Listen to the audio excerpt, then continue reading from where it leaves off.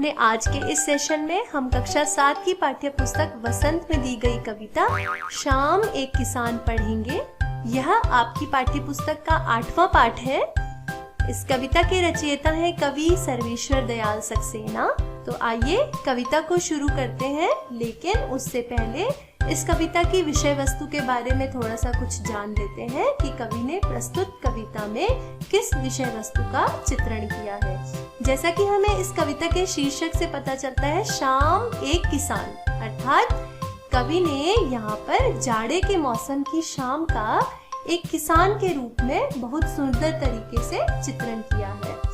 इस कविता में प्रयुक्त हुए प्रमुख अलंकार है उपमा और मानवीकरण। मानवीकरण अलंकार का तो इस कविता में कवि ने बहुत सुंदर तरीके से प्रयोग किया है, क्योंकि यहाँ पर कवि ने प्राकृतिक वस्तुओं जैसे पहाड़, सूरज, जंगल, अंधेरा, नदी, इन सभी का मानवीकरण किया है।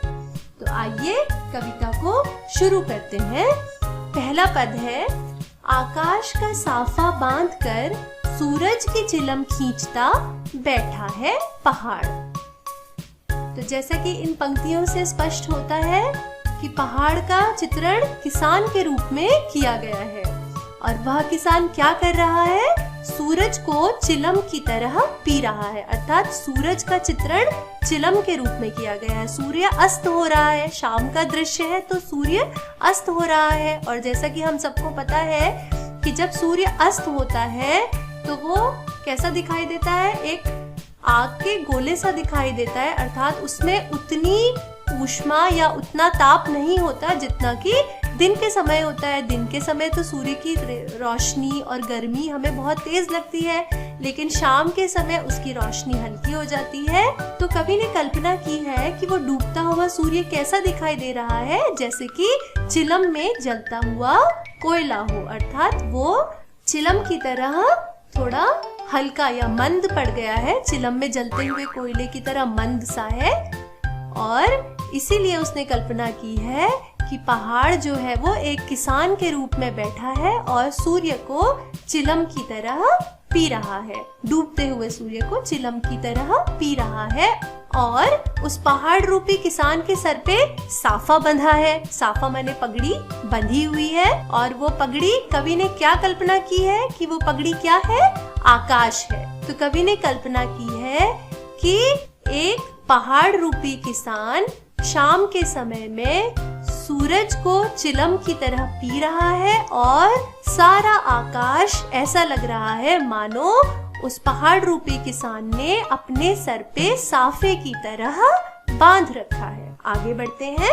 घुटनों पर पड़ी है नदी चादर सी, पास ही दहक रही है पलाश के जंगल की अंगीठी।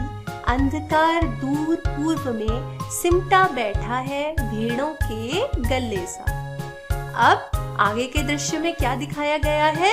अभी तक हमने देखा कि पहाड़ रूपी किसान अपने सर पे आकाश रूपी साफा बांधकर बैठा है, और वह सूरज रूपी चिलम को पी रहा है। ढलते हुए सूरज रूपी, या ऐसा भी कह सकते हैं कि अस्त होते हुए सूरज रूपी चिलम को वह पी रहा है या खींच रहा है। अब आगे, क्योंकि शाम का समय है तो कवि ने क्या चित्रण किया है कि पहाड़ के नीचे जो नदी बह रही है वह कैसी लग रही है? मानो उस पहाड़ रूपी किसान ने अपने घुटनों पर चादर ओढ़ रखी है। वह पहाड़ के नीचे बहती हुई नदी ऐसी लग रही है मानो कि उस पहाड़ रूपी किसान ने उसे चादर की तरह अपने घुटनों पर ओढ़ रखा है, और पास ही दहक रही है पलाश के जंगल की अंगीठी। और पहाड़ के सामने जो पलाश का जंगल है वह कैसा लग रहा है? जैसे कि अंगीठी जली हुई है। पलाश के पेड़ में जब फूल खिलते हैं वो लाल रंग के फूल होते हैं, और जिस समय जंगलों में पलाश का फूल खिलता है या पलाश के जंगलों में जब फूल खिलता है तो ऐसा लगता है कि मानो पूरा जंगल लाल रंग का हो गया है, क्योंकि फूल का रंग लाल है और पूरे वृक्ष में खूब फूल आते हैं। तो ऐसा लगता है कि जैसे जंगल लाल रंग का हो गया है। तो कवि ने यहाँ कल्पना की है कि पहाड़ के सामने जो पलाश का जंगल है वो मानो क्या है? अंगीठी की तरह जल रहा है। उसके लाल लाल फूल जो है वो कैसे लग रहे हैं, जैसे कि अंगीठी में कोयला जलते समय लाल रंग का हो जाता है, वैसे लग रहे हैं। तो उसने यही कल्पना की है कि जो पलाश का जंगल है वो अंगीठी की तरह जल रहा है और पहाड़ रूपी किसान उस अंगीठी की आग को सेक रहा है। फिर आगे, अंधकार दूर पूर्व में सिमटा बैठा है भेड़ों के गल्ले सा। अब क्योंकि शाम का समय है तो धीरे धीरे सूर्य अस्त हो रहा है और अंधेरा छा रहा है, लेकिन अभी सूर्य पूरी तरह से डूबा नहीं है, तो इसलिए अंधेरा ज्यादा नहीं है, हल्का हल्का अंधेरा है। तो कवि ने कल्पना की है कि जो पूर्व दिशा में, क्योंकि सूर्य कहाँ अस्त होता है, पश्चिम दिशा में अस्त होता है और निकलता कहाँ से है, पूर्व दिशा से उदय होता है। तो जो सूर्य की हल्की रोशनी है वो पश्चिम दिशा में ज्यादा है और पूर्व दिशा में धीरे धीरे अंधेरा छा रहा है। तो कवि ने यहाँ पर कल्पना की है कि जो पूर्व दिशा में अंधेरा छा रहा है वह मानो ऐसा लग रहा है कि भेड़ों का झुंड सिमट कर बैठा हुआ है। तो अभी तक का दृश्य क्या है? कवि ने कल्पना की है कि पहाड़ रूपी किसान आकाश रूपी साफे को अपने सर पे बांध के अस्त होते हुए सूरज रूपी चिलम को अपनी तरफ खींच रहा है। उसके घुटनों पर पहाड़ के नीचे बहती हुई नदी ऐसी लग रही है मानो उसने अपने घुटनों पर चादर ओढ़ रखी है और उसके सामने पलाश के जंगलों के जो लाल लाल फूल हैं वो ऐसे लग रहे हैं मानो कि अंगीठी जल रही है और वह किसान अपनी ठंड भगाने के लिए उस अंगीठी को सेक रहा है। पूर्व दिशा में जो अंधकार छा रहा है वो ऐसा लग रहा है कि मानो भेड़ों का गल्ला, गल्ला अर्थात होता है झुंड, तो ऐसा लग रहा है कि मानो पूर्व दिशा में जो अंधकार छा रहा है वो भेड़ों का झुंड है जो एक जगह पर सिमट गया है या एक जगह पर इकट्ठा हो गया है। आगे अब दृश्य बदल जाता है। यहाँ पर कवि ने चित्रण किया है कि सूर्य कैसे अस्त होता है और उसके बाद अंधेरा छा जाता है। तो इसका चित्रण करने के लिए कवि ने आगे लिखा है, अचानक बोला मोर, जैसे किसी ने आवाज दी, सुनते हो। तो कवि ने यहाँ पर कहा है कि किसान बैठ के चिलम पी रहा है और अचानक मोर ने आवाज दी। अचानक मोर बोल पड़ा और उसके बोलने की आवाज कैसे लगी, मानो किसी ने पुकार के कहा हो, सुनते हो। अब किसको पुकारा होगा? किसान को। तो कवि कहते हैं कि मोर के बोलने से या मोर की आवाज से ऐसा लगा जैसे अचानक किसी ने किसान को अपनी तरफ पुकारा, सुनते हो।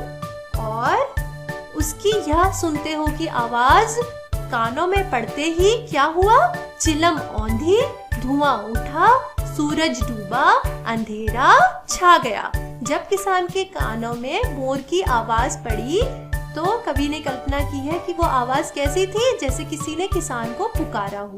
और उस आवाज को सुनते ही अचानक क्या हुआ? किसान के हाथों में जो सूरज रूपी चिलम थी वो गिर पड़ी या पलट गई और उसके पलटने से क्या हुआ? धुआं उठा। धुआं उठा यानी चिलम बुझ गई और धुआं उठा। धुआं उठना यानी यहाँ पर धुएं का उन्होंने अंधकार के रूप में चित्रण किया है कि सूरज जैसे ही किसान के हाथों से सूरज रूपी चिलम गिरी या जैसे ही सूरज अस्त हुआ वैसे ही क्या हुआ? धुआं उठा यानी अंधकार हो गया, जिसके परिणाम स्वरूप क्या हुआ? सूरज डूब गया और चारों दिशाओं में अंधेरा छा गया यानी शाम समाप्त हो गई और रात्रि आरंभ हो गई।